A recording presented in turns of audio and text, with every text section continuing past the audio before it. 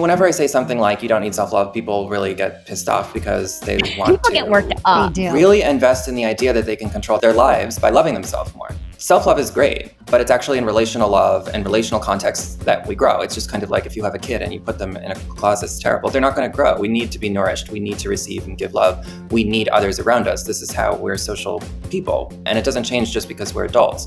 We need to have people around us. We need to have these new experiences in order to And that's grow. the relational, right? That's the relational part.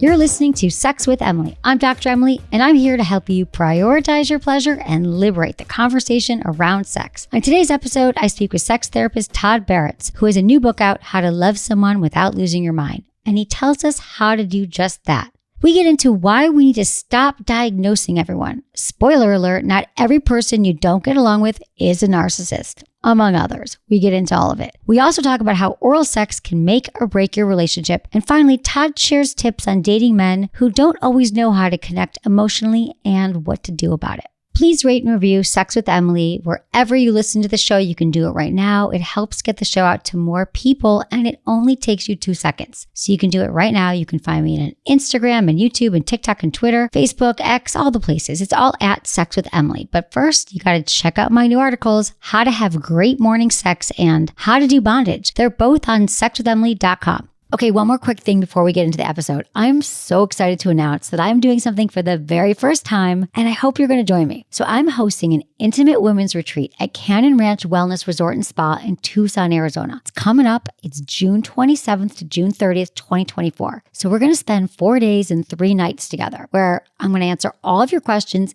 in person. I'm so excited to meet you and have intimate discussions throughout the weekend about pleasure and sexuality, sexual intelligence. We'll have a special retail pop-up experience. We'll have cocktails. I'll also have all my favorite product recommendations. And I just hope you're going to join me. You can also experience all of Canyon Ranch's incredible offerings. They have over 200 wellness classes, courses, fitness journeys, all the things you want to do are at Canyon Ranch. So please join me. I'm going to put a link in the show notes, and you can also find more information at sexwithemily.com/live. That's sexwithemily.com/live. And I just can't wait to see you there. All right, everyone, enjoy this episode.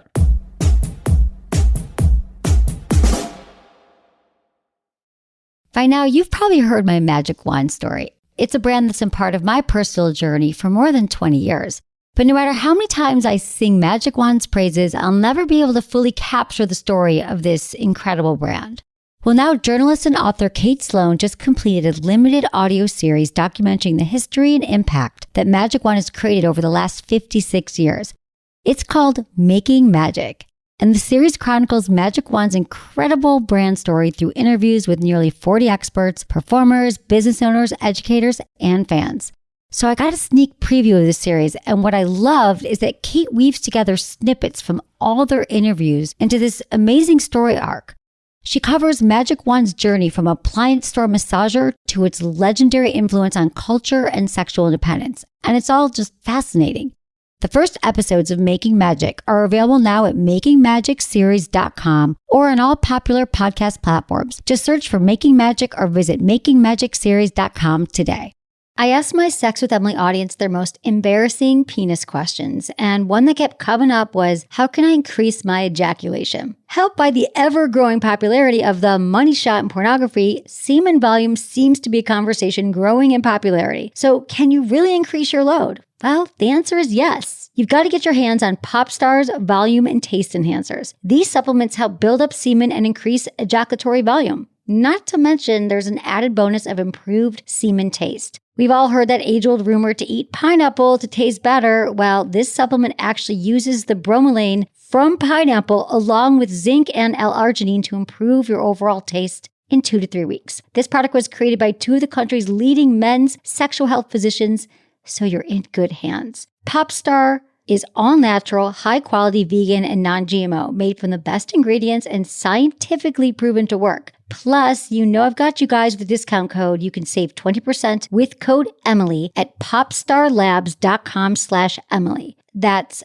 popstarlabs.com/Emily. popstarlabs.com/Emily. Use code Emily at checkout.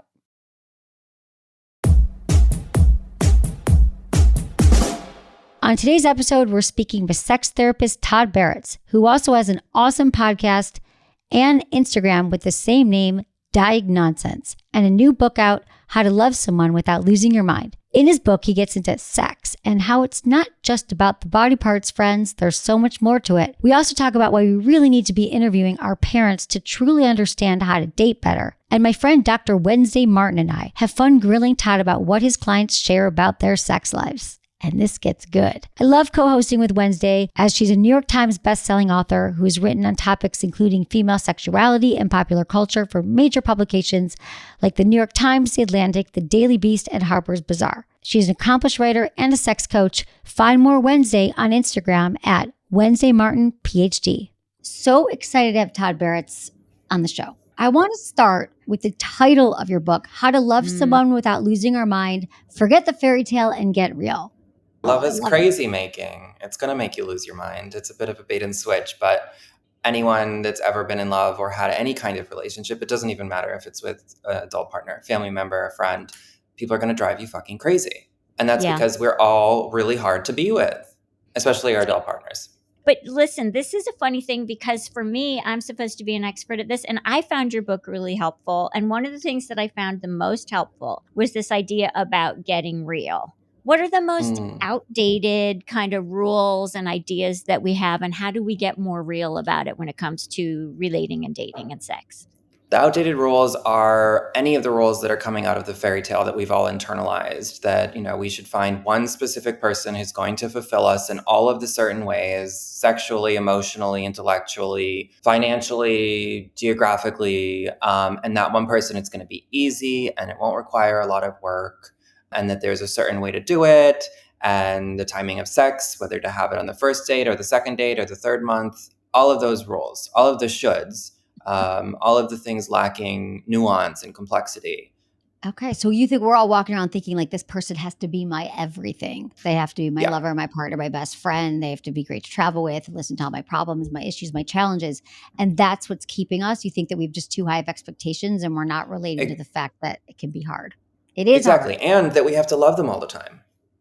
I love this idea of letting go of the one. Mm-hmm. Because for many people, it's going to take many people, and then it's going to get even more complicated. But this idea of the one, I think I was very invested in that my whole life until I started doing this kind of work. Okay. Yeah. And it's hard for people to let go of the idea of the one. It really is. It really is a challenge thing. Like there's one person that's gonna fit. And like what do you see? Do you feel like you have to talk people off the ledge with that too, Todd, a lot in your practice? I mean, I've never believed in one, but I've never believed in the one because I think there's many ones. No, I mean, in doing what I do, I see individuals and couples and they're constantly getting in and out of relationships. Couples that I'm seeing are breaking up or staying together. Individuals that I'm seeing are writhing in pain from heartbreak. And then 6 months later, they're meeting somebody new and getting into another relationship. So the one is just this fairy tale thing. But getting back to the rules thing, there aren't like specific rules. They'll come up and you'll know it when I was with my partner and I was like, he should have texted me. That's a rule, thinking that somebody should have texted us. Another rule, I told them and so therefore they should have done it. Because I told you, you should do it. These rules that we have about the people that we have in our lives, it doesn't matter who it is. It could be our mother. My mother should be checking in on me because that's her role as my mother. Right. All of the, and which, should she? I don't know. I'm an adult. Do I need her to do that anymore? Do I need my boyfriend currently to text me his status every hour? I don't know. But those are rules that we've all internalized. Then there are more like very specific, explicit rules like the one and you should be happy and live happily ever after that I think most of us are knowing is complete bullshit. But the rules are more of these ideas and experiences we have that are more emotions about what our partners should or should not be doing for us. So it's like we should all over our relationship and our partners. Yes. And then the other thing that's so cool about your work is that, and your handle says it all, your Diagnonsense, that you really get into with people on your IG and in your book about how we do tend to overdiagnose ourselves or be overdiagnosed. Can you talk about that a little bit? Because that really set me free about your work. Yeah, everything is a self-diagnosis, or we're diagnosing other people with something. So like I was saying, my partner is a problem because he doesn't XYZ.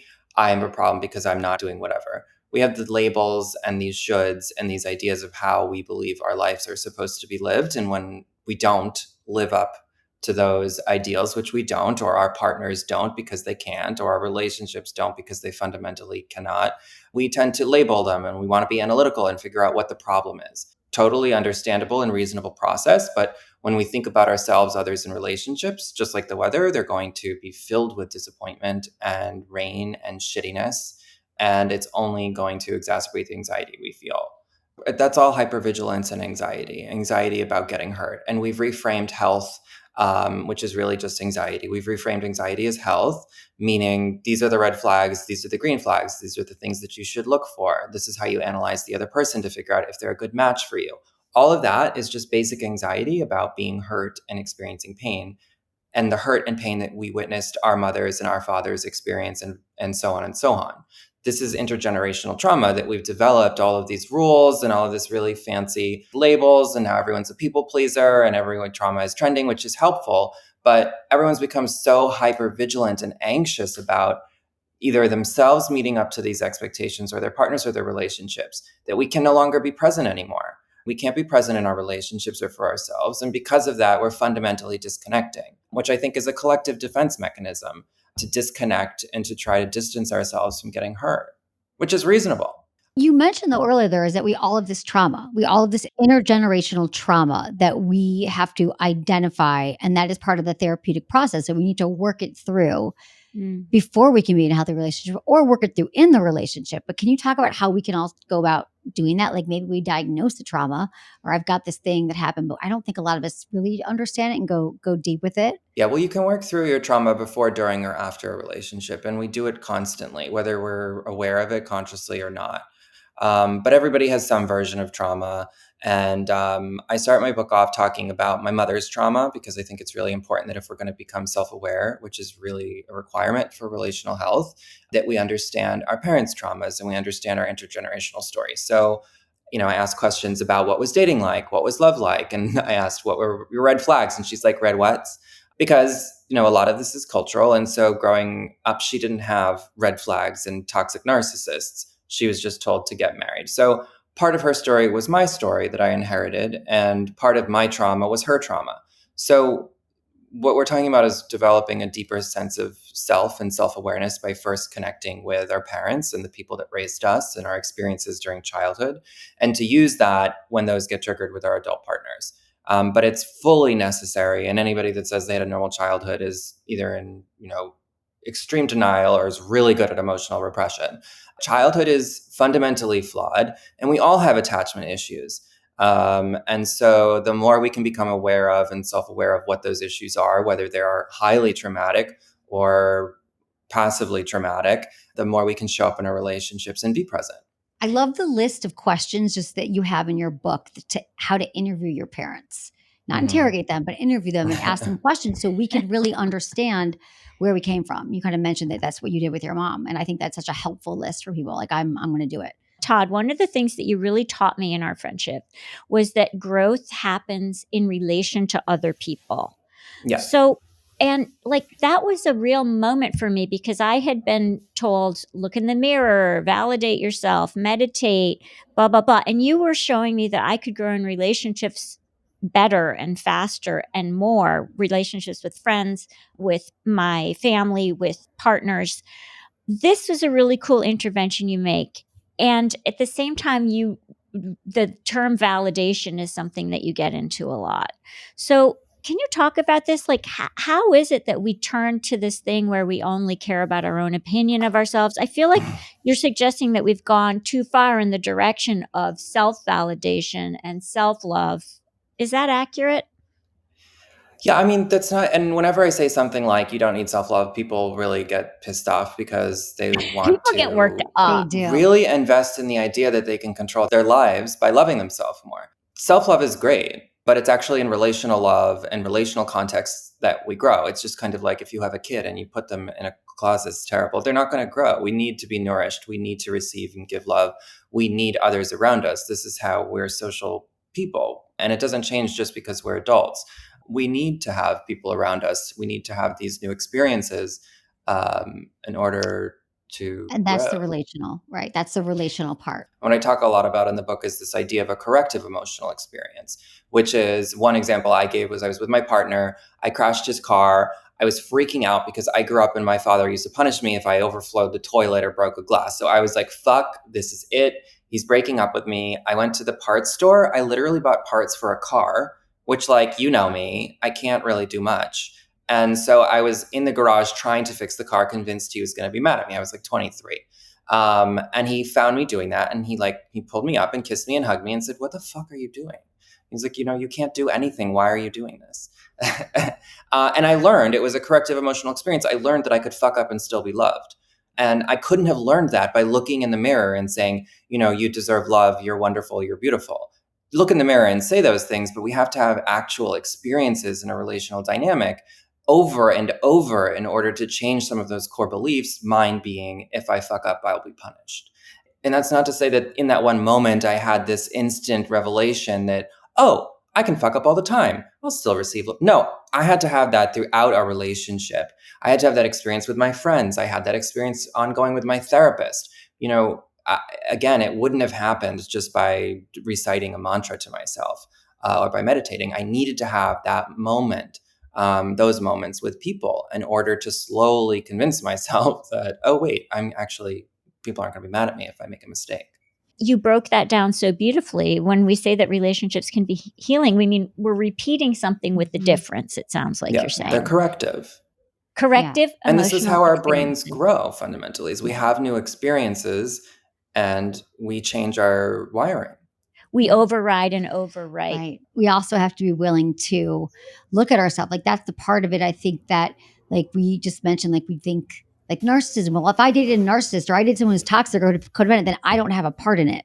Right. Is that the way we're also overriding it? We're like, well, it was all them and we blame others.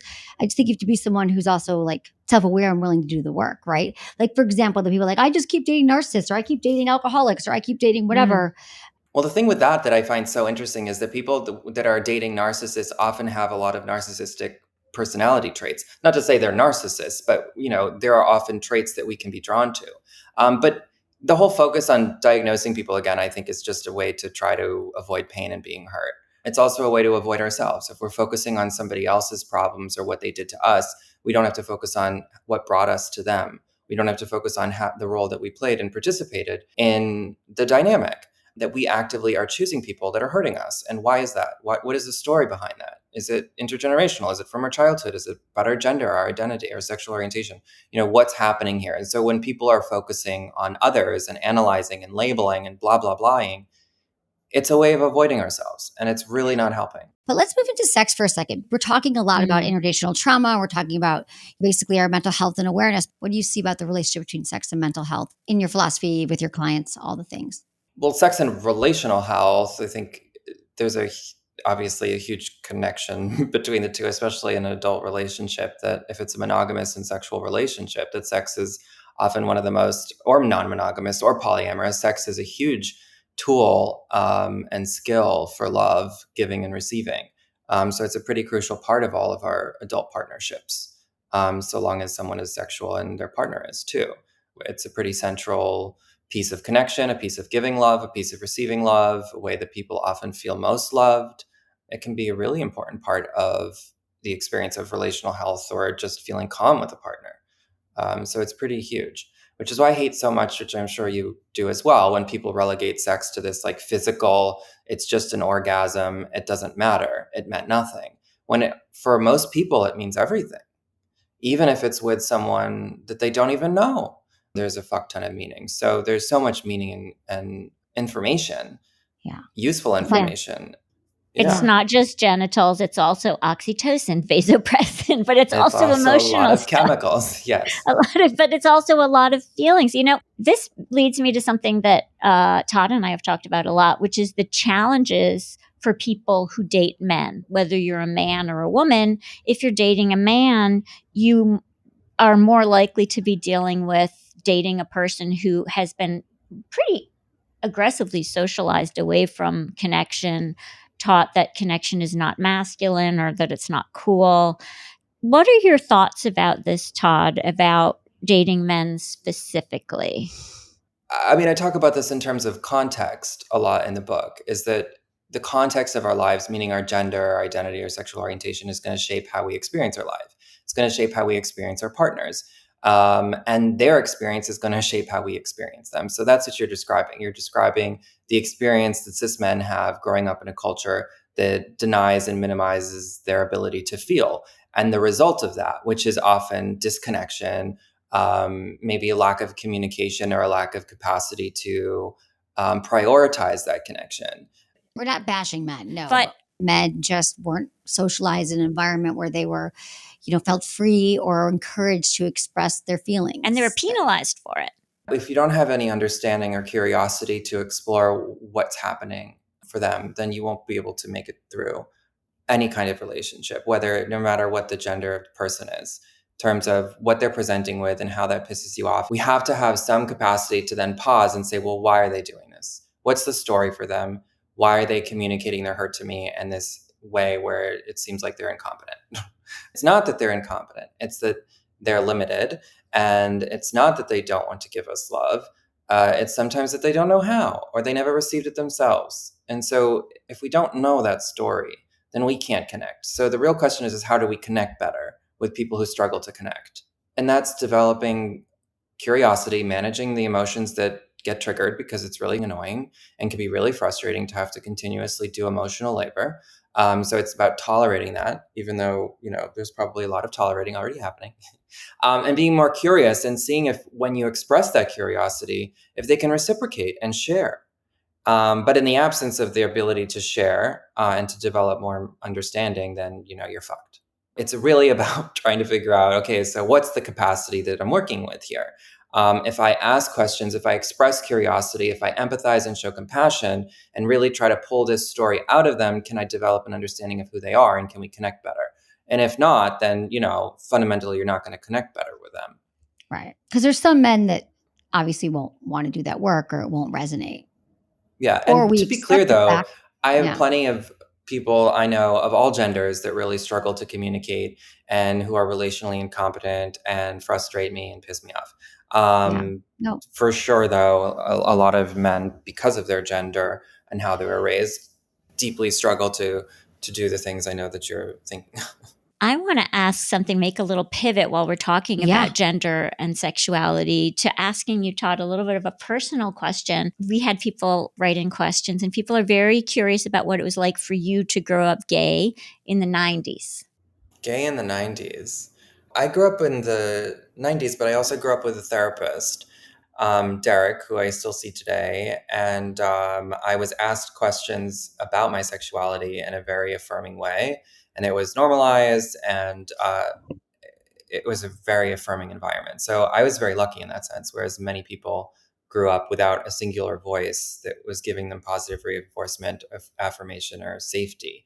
But it was really weird. I don't know. I mean, I grew up thinking that I had to grieve my straight life, that I wasn't going to have marriage and children, the thing that I thought I should have that's only there for me. I didn't think I was going to live past a certain age or have a relationship or it was a bizarre experience, especially when you compare with what's happening now. Things have completely changed. But it was definitely a struggle. It was very I hard. mean, when you say that, Interesting yeah, that I they're mean, expressing curiosity about that. you said it's interesting that they're expressing curiosity. Yeah. Well, I think that it's interesting just to think, you said because it's different now than it was then, but that's what I wonder. Is it? Because if we're still Yes. struggling to talk about sex and to talk about our desires and what we want, I know we're more accepting of people's sexuality and choices for sure. But when it comes down to it, do you see that there's been a change in the way people are handling it now? Things have definitely changed in terms of the queer experience in the 90s, 80s, 70s, and now. In terms of sex, I mean, I think on the surface things have changed, but that's the surface. Underneath it is decades of sexual repression and fear and anxiety and horrible phobic things based on gender and just terribleness. So, we could say there are memes and sex toys everywhere and Instagram accounts about sex positivity everywhere, but we all still have this horrible sexual shame internalized and sex negativity and sex phobic values. So things have changed, but unfortunately, it takes a lot longer for those values to change internally for everyone. Yeah, and I think some of us might think, oh, well, I'm not gay, that doesn't have to do with me, or I don't need to be a sex positive person, that has nothing to do with me. But in the current environment, everybody has skin in this game. And so it's nice to hear you reminisce about that during Pride. Isn't it cool how Todd permits you to reframe, go from what you're not liking in your partner to what you like and want? Yeah. It makes me feel very grown up. Yeah, exactly. Because you talk a lot about we're all focusing around what we don't like. It's true. And how do we focus on what we do want? Right? Yeah, I mean, That's the thing is that I'm saying all of these things, and I talk to my clients about it, and I've written about it, but also, it's another thing to actually do that and experience it, and shift the way you think about things. And that's why I share my story with my ex, and that's why the title is the title, because we can collect information and insight from here until tomorrow, and no matter how much we know about ourselves, we're still going to struggle. We're still going to suffer. Our partners are still going to disappoint us, no matter how therapized and communicative they are. And it's still going to be really hard, which is why I thought it was really important for me to include my story in the book, because there's a lot of people talking about relationships or just life in general. And then others assume that because I'm saying these things that it's not a problem for me. But it's been a huge problem for me. And I suffered so much, and knowing these things hasn't really, it's of course made my suffering a lot less, but you're normalizing the fact that we're all going to be suffering and it's okay, right? Yeah, it's kind of we're part all of going our to have experience. challenges. Yes. Why don't we get into some questions? Because we got some good questions from people, Todd, that people have questions for you. But here's one actually about texting adjacent. We're seeing each other often and sending messages daily, but it's not turning into a relationship. What do I do? So this is that whole thing about situationships, people living in this gray area. Yeah, the thing that I find interesting about these questions, a lot of these questions, is they're describing what the other person is doing and not what they want. So I'm assuming they want a relationship. I'm assuming what do they want is what I want to know. Do you want to be dating this person? Do you want to be in a relationship? Do you want to marry them? What do you want? I think is the first step for them, which it sounds like they want to be formally dating them. And then they have to talk to the person about it. Oh, this is the most radical intervention that Emily Morse and Todd Baratz made in my life. Are you ready? Ready. Wednesday, Martin. Why does my husband do this? Why does he blah, blah. And then Emily and Todd. Why don't you ask him? What? Yeah. No, because then I can't be in a position of self-righteousness. Right. Why don't you just have a talk about that? That is so crazy. So many people are so afraid to be direct. I've been married to Joel for 24 years, but I need to be reminded. Well, just ask him. Don't make up stories, right? Exactly. Before we go up, because as we said, and this is what you talk about, is that we are using that to avoid feeling our own feelings, for you to be righteous. Yeah. But no, you got to talk to him. Right. These are all conversations. I know you said it hates to come to communication, but a lot of it is, right? Like, where are we? What are we doing? And understanding what prevents communication. So like Wednesday, you're not thinking about just asking, well, what within your history? Knowing your parents, I know why you don't ask. Because if you did ask, you weren't going to get it, and you'd probably get something worse. So, it's something that, there's a lot of meaning as to why we don't communicate too. So we have to communicate, and we have to understand why we're not communicating. And it's such a radical act for people to just ask a partner or a person they're dating, really, hey, what are you thinking? People act like it's weakness. It's not, it's strength. Yeah, because we have such a fear, right? If your partner is asking you to do something, fucking just do it. Like, seriously, if your partner is mustering up the courage to ask you to fulfill their needs, so long as it's not like moving a mountain, just do it. Like, I see these couples and they're like bargaining about basic needs, and it's like, what would you lose if you just did the thing? It's wild to me. That is wild. What's one of the things that comes to mind? Text me. Like, if you text, someone wants to be texted more, or receive more physical affection is another one. Just give your fucking partner a hug. Right. Just hug them. Yeah, it's hard for some people. I tell people, set a reminder on your phone. If you can't remember to hug them when you go from work, put something every day. I come home at 5, because I was talking about like people's languages, like oh, my partner really needs touch. And I was like, well, then when you come home every day, you get in the house, because sometimes we need to be reminded of things. Set an alarm. Have sex. In terms of asking for what you want and setting a reminder, a lot of times we hear from women saying, my partner goes down on me. I go down on my partner, and my partner doesn't reciprocate. Just give us. If they want reciprocation, that's a problem. Give us. What's the rest of the question? my partner doesn't reciprocate and I really want to receive oral sex? Mm-hmm. I think that's the question. That's the question. Yeah. I've encountered this in a variety of different versions with clients. And my first question is always, how have you survived without receiving whatever it is that you're saying you want? Like people that are married for 20 years and they don't get any affection and they say, I need affection. I need it so much. And it's like, how have you gone 20 years? Or couples who haven't had sex in years. And like, how are you managing this? But anyways, oral sex should be reciprocated if you want it. Absolutely. Oral sex I should be. think that's a good rule. There aren't that many rules about sex and relationships, but like if somebody is performing oral Reciprocality sex, is important. You gotta have them go down. Yeah, exactly. Yes. Equal opportunity. It's In all very things. important. Yeah. I mean, if I bring yeah. you water, you bring me water. If I go down on you, Exactly. you go down on me. Yeah. Right. Reciprocate. I mean, yeah. I mean, really, that was one of my first interventions with a boyfriend, like years ago. When I first started this show, probably so 20 years ago, I was like, what part of going, because I would ask him and he wasn't doing it. I had to be very clear, like, what part of going, I was like, are you not into it? Is it not your thing? Do you need more feedback from me? Do you think I don't like it? And he was like, yeah, it's just not my thing. I was like, well, you're not my thing. We're done. Bye. But it is important to talk about it. It truly is. I was like, It bye. is. It was so wasn't easy his to do. thing. He wasn't into the going down on the vagina, on the vulva. But the thing is now that was so Which early is- on which that should be now I would have studied. asked more questions. I think I was happy to get the relationship done with at this point because there were other issues. But now I'm like, well, what is it about the vulva that you don't like going down on? You would But at ask that time, him. I was like, oh, what a great way why we should break up. I agree. I Here's bet the another reason one. why he didn't like it was because he didn't know how and he felt Exactly. too ashamed to ask how to do it. Yeah, I think so too. And I It's hope like he when I'm worked that out in when I therapy. see a gay guy and he's like, I don't like sucking dick. I'm like, how are you gay and you don't like to suck dick? Yeah, that happens, right? You're like, that seems How like are you part of straight it, and you right? don't want to have a vagina and a vulva and a clit in your face? We'll be right back with Todd Baratz after a short word from our sponsors. Don't go away.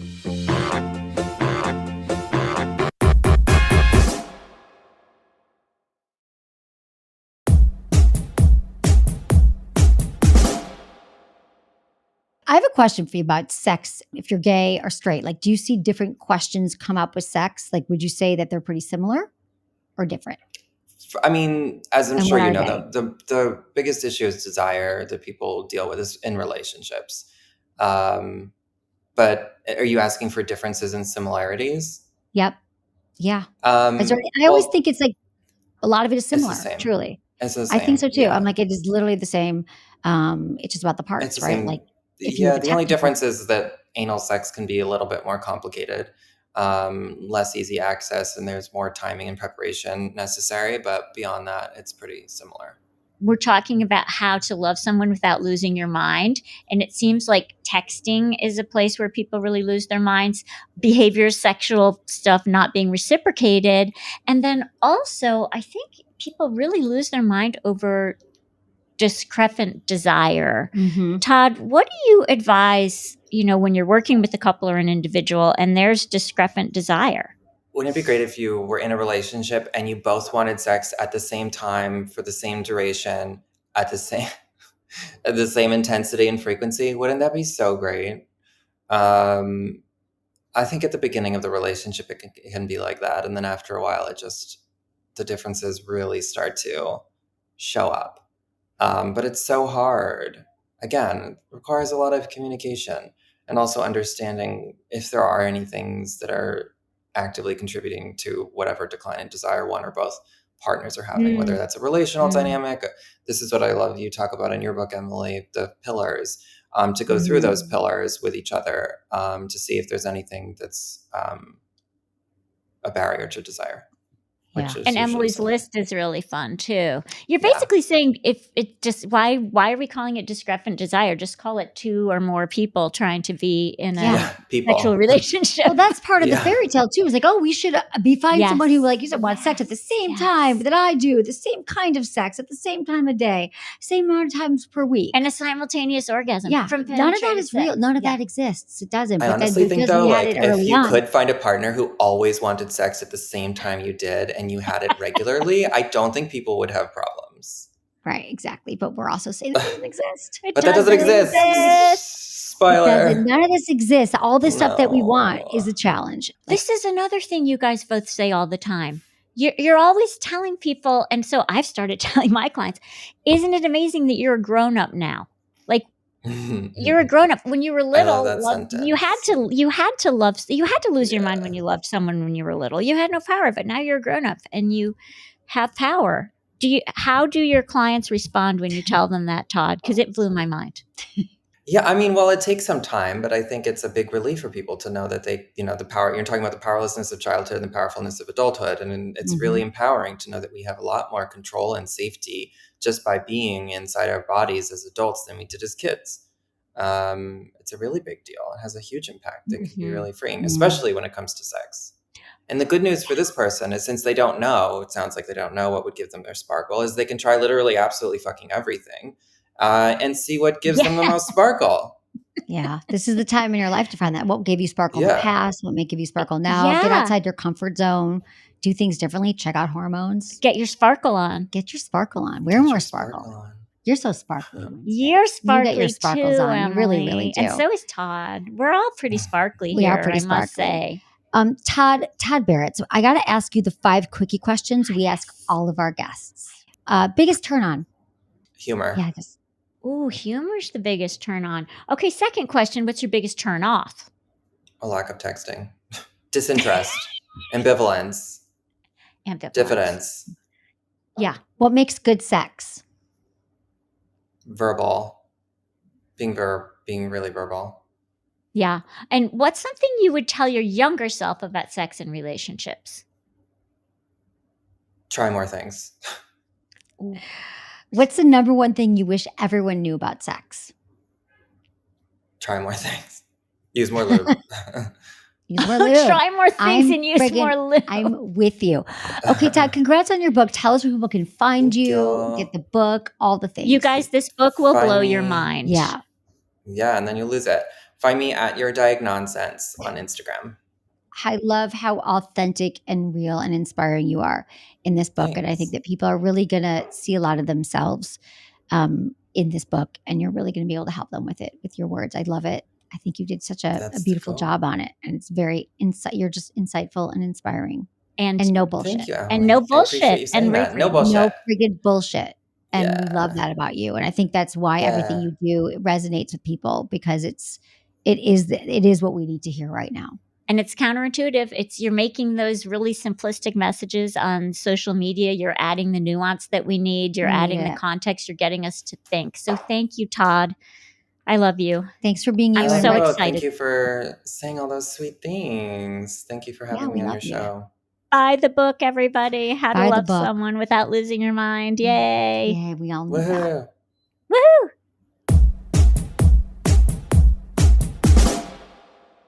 Such a fun interview with Todd. And now we're going to talk about what my turn-ons are in this episode with my producer, Falguni Lakani Adams. Falguni, let's talk about this episode. Let's do it. This is like my fun part of the whole episode. I love getting your insight about the whole time I'm watching you do an episode. I'm like, I wonder what's going on inside her head as like points come up, because I know this is the kind of stuff that you like live for.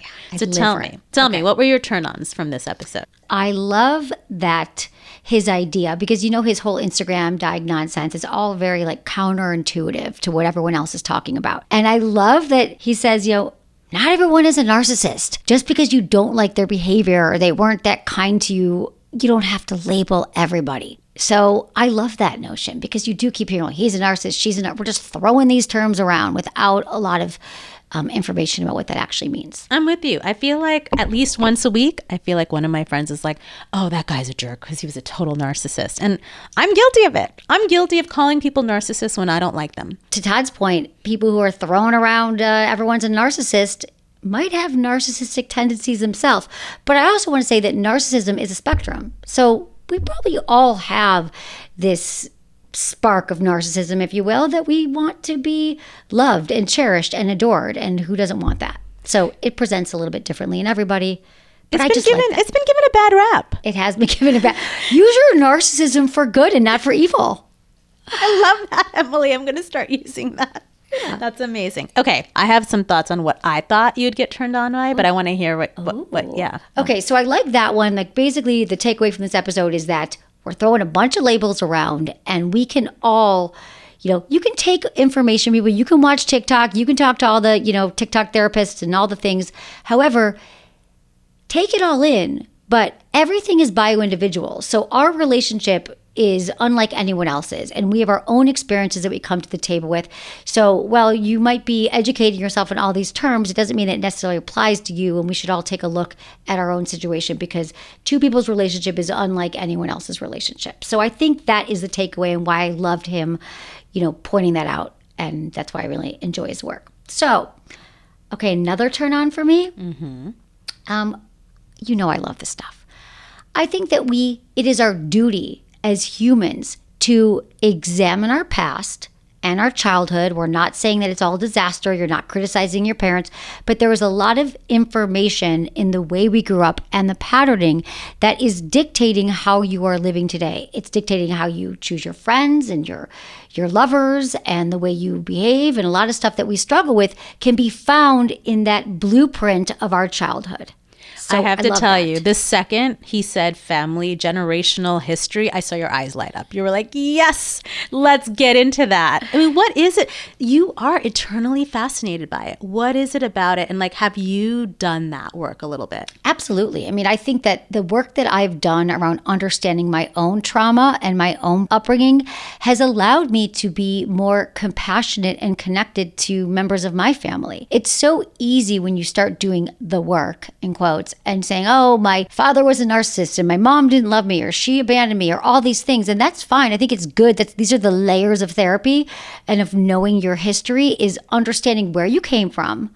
But then going a little bit deeper, Todd talks about this in his book as well, and on the show, that he gives people these tools, like interview your parents, understand where they came from, understand what their upbringing was like. So then you can have more compassion and more empathy for the people in your life who are just, living out the patterns that they grew up under. So for me, it allowed me to have connections to people in my family without having just anger around things, being like, okay, for example, my mom had challenging situations of her own with her parents and her grandparents. And with anyone in my life, I want to understand my friend's history. I want to understand my partner's history, because then I understand that they are acting out from a place that was really generational, lived in their body. It lives in the cells of our bodies.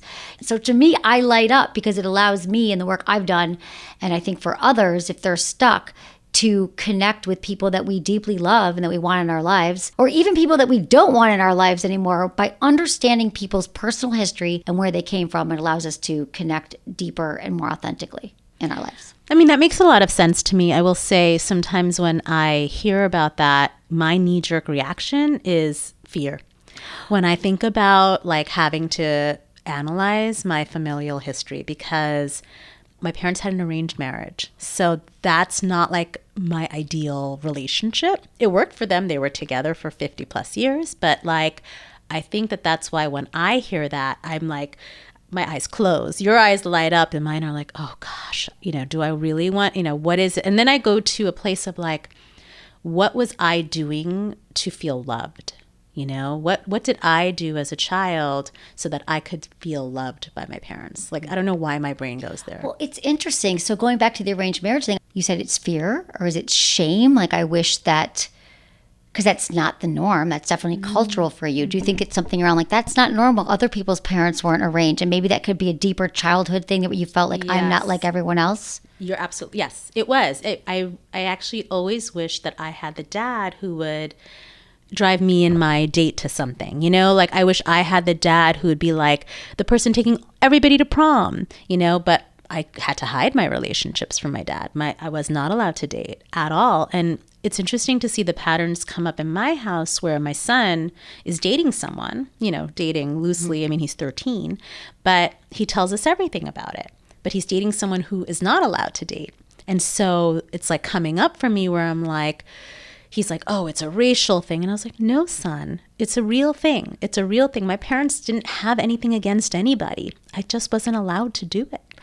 And so, yeah, I think it is a shame thing. It's but they were successful in their own right. That's what I find fascinating, right?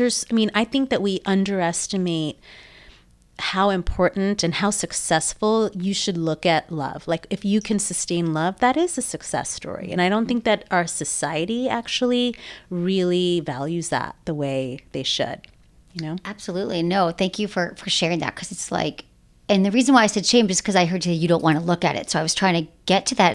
The reason why I light up is because I know how hard it is to look at this stuff, but then that is the challenge. And I'm not saying this is you, because you have a lot of depth and wisdom. Well, we talk about in the episode about connecting with men, that the challenge around connecting to people who haven't really connected to themselves. And again, this is not all men. In fact, I know many, many women like this too, all genders, where I loved when Wednesday said, it's really hard to have relationships with people who are aggressively socialized against connection. And so we use it in the context of men. But again, there's so many people like this that if we take the example of men, many men were told, buck up, don't cry, don't show emotions, don't be inquisitive, don't be compassionate, don't open up. That is not a very manly thing to do. And so when we struggle to connect with people in our lives who were told or modeled, even if men were not directly told, it's society. Society is expecting men to be the strong, mighty force that is just taking care of everything. And again, that could show up that way, or your parents did not model for you a loving, and again, this is most parents, I think, at least of our generation, did not know how to allow children to fully express emotions and feelings on the entire spectrum: anger, fear, sadness, even joy sometimes. Modern parents like yourself, I'm sure I know that you parent this way because you are a very wise, intuitive parent and loving parent. But we learn now that it takes 90 seconds to experience any emotion. I mean, look at a toddler crying. You see them. If you let them fully go through the tears of something, maybe it is 90 seconds or 2 minutes. They're crying, I want a snack, I want something, and then they switch to something else. But a lot of us are walking around in these little bodies, as little children and full-on adult bodies who never fully learned that it was okay to feel everything. And that once we feel everything, it's so healing and curative to live a more thoughtful life. So if we find people in our lives, whether it's friendships or lovers or family, where we feel like, what is it? I can't quite get there with person. And I think it's missing because they did not learn, and where it wasn't modeled to them to fully express emotions. And they didn't. And usually it's because we don't feel safe and we don't feel that it's okay and accepted, and we don't have experience. And everything is a skill set. Learning to express your emotions and your feelings is a practice for so many of us. And so I love just highlighting that the wisdom to a lot of this can be found going back into our family history. I love that, Emily. You know what I will say too, the word safe comes up a lot when we talk about these things. And I agree with you, but I also think that we do live in a society that when you try to make that connection, or when you're trying to go there with somebody, it is viewed as intensity. And that is what I think needs a reframe, because, people are like, oh, that person was so intense. They were just like really trying to connect. And it's like, no, maybe it's because you are not meeting them where they need to be. And maybe we need to say to ourselves, listen, this is where I am. Falguni, I like to connect with someone. I want a meaningful, fulfilling relationship with you, because you know what? I've done the work. I've been doing the work. And even when it's shameful or fearful or all of the things, I still am doing the work. Meet me where I'm at, and we can have a really wonderful, connected relationship. And I just think that there's a lot of that too. I hear it a lot. I hear it a lot from my friends who are trying to date, where they're like, am I just too much? Am I like guacamole, just too much? Like that there's a whole meme around like an avocado saying, I'm not guacamole, I'm not too much. And like, that's what my friends say that. They're like, I just feel like these guys think I'm too much. I'm too intense. And it's like, no, you're not. You're okay. It's just that you need to be with someone. There's nothing wrong with that guy either, by the way. Right. You just need someone who can meet you where you need to be met. Yeah. I love that, the word intensity, that sometimes we are too much for people, and that's because they don't have even the nervous system or the experience taking in someone else's authenticity, because they are so shut down to who they are. And the other thing we cover in this episode is that Like, that's okay. Like, not everybody has to be that either. And I don't think you're necessarily going to change people unless they want to do the work on themselves. And so sometimes we're going out with people and we're waiting or we're hoping that they'll all of a sudden get what we're trying to do. Like, no, I want to know about your childhood or your feelings. If somebody isn't in the practice of saying, you know what that made me feel, or this hurt my feelings, or, you know, this thing happened, or willing to be vulnerable. We're also talking about vulnerability. Mm-hmm. And I think that being willing to express our deep emotions and feelings and experiences of life is being vulnerable, and that's how you have connection. And that's why we always loved hanging out, Falguni, since the moment we met, because we get into it. We're like, let's go. We get into we always get into it. We don't ever like skip a beat on that. We have fun too. That's the thing. You can have lightness. You can have lightness in a relationship along with depth, right? I mean, there's always dark and light, and I mean, the dualities are beautiful, and the layers, and I love layers. I love layers too. All the layers. I want every layer. I mean, I think depth is sexy. You think it's a turn on? It's a turn on. Depth is a total turn on. In reflection, what would you say you want to expand on more? Like, we can't get to everything in an hour. Right. Well, we kind of covered it briefly when I said, what is the connection between mental health and sex? And we sort of talked about briefly about how sex isn't just about genitals. Sex isn't just about penetration. And I think it's important to expand on what we meant by that was that a lot of times we think we put sex as something we're craving and we want. We act like it's a workout, like it's something we're just going to cross off the list, and now we've done the sex thing and now we can move on to something else. But to emphasize the fact that a lot of times when we are craving sex, we really want connection. We want intimacy. We want vulnerability. You might be thinking, like, I really want sex right now because that's going to feel good, and it will. But sometimes you can have sex with people and it's just sex. You feel lonely, you feel detached, you don't feel connected. And so I think for a lot of times, all this emphasis that we put on sex, and people have mismatched libidos and all these things, and just desire discrepancy, all that is true and important. But if you go a few levels deeper, it's really, we want connection, touch, intimacy. We want to be seen, heard, loved as we truly are. That's beautiful. I mean, I think connection is going to be my word of 2024. I think you are making it my word of 2024 because I am turned on by this conversation. For real. Like, I think that even when I share little tidbits that you may not know about my life, like you just heard for the first time about my parents having an arranged marriage, you're like, lean in, tell me more. So many questions. I saw so that. Much sense. You're like, let's turn off the mics and let's get into this. But, you know, there's a lot. There's a lot there. Is there something that you heard in the interview that has given you pause? Like really made you think, like feel like, oh my gosh, I just can't stop thinking about this thought or notion? I think what I loved is that notion of how do we connect with people who aren't raised to connect?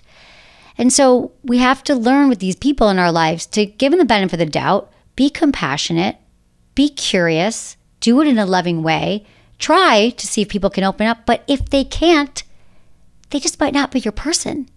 And that's okay too, to walk away from somebody or maybe lessen the connection you have with them and say, well, maybe they'll just be my casual friend or my casual partner, but not try to force everybody to be like you are, like I am. Like, not everybody's going to find depth super like a turn on. And like, that's okay. And I guess kind of getting out of my own way and thinking like loving people for who they are and how they show up. Not everybody's going to do this work. And I think that's just, I keep thinking about that. That was really powerful. I liked it too. And I like that you raised it right now because I think about it more often than I realize. Like, I feel like I have a pattern where if I'm not connecting with someone, I'm really trying to connect with them. Like, I'm like, what can I do to connect with them? Because I don't get it. I just don't get it. And by the way, that might have to do with my familial pattern because my dad was a very stoic man. And so I was probably always trying to penetrate that wall of like, hey dad, like loosen up, lighten up, dad, loosen up, hug me, you know? And so maybe that's where that comes from. But the truth is that, yeah, I don't need to connect with everybody. No. And everybody doesn't need to connect with me. But that comes with age, right? Mm-hmm. Also sometimes. And that comes with doing the work and, you know what? Facing the hardship and facing those hard relationships that didn't work. Mm-hmm. Make you stronger and understand yourself better too. Absolutely. See, that's exactly what it is, Falguni. I think that what I find to be the sweet spot of life and the biggest joy of life is getting to know myself and others, like continuing to say, like, you know what, you're never really done doing the work. And I think every time I find a new way to connect to somebody or a new way to understand myself, it just allows me to have more joy, deeper friendships, and just sort of find more people and places and things that are truly turn-ons in life. And that I see it as like removing blocks that held me back. Like, I love understanding the human mind, the brain, psychology, and why it all works. So that's exactly it. It's like and it's freeing to say, it's okay if not everyone's going to be here on this journey with me, but this is where I'm at. So those are the people and that, I want to be part of my life in a meaningful way. And it's okay if everyone can. I send everybody love. I love that. You, in a small way, you remind me of my dad right now, and I'll tell you how.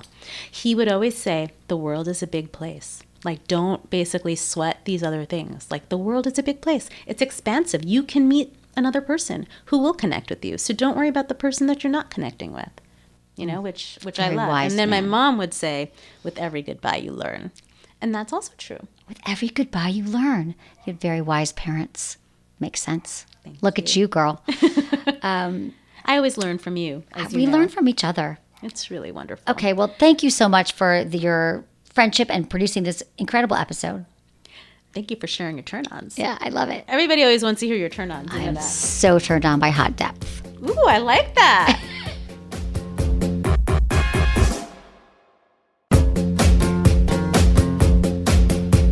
That's it for today's episode. See you on Tuesday. Thanks for listening to Sex with Emily, and be sure to like, subscribe, and give us a review wherever you listen to the podcast, and share this with a friend or partner. You can find me on Instagram, YouTube, TikTok, Twitter, or X, and Facebook. It's all at Sex with Emily. Oh, and I've been told I give really good email, so sign up on sexwithemily.com, and while you're there, check out my free guides and articles for more ways to prioritize your pleasure. And if you'd like to ask me about your sex life, dating, or relationships, call my hotline, 559-TALK-SEX. That's 559-825-5739, or just go to sexwithemily.com/askemily. Was it good for you?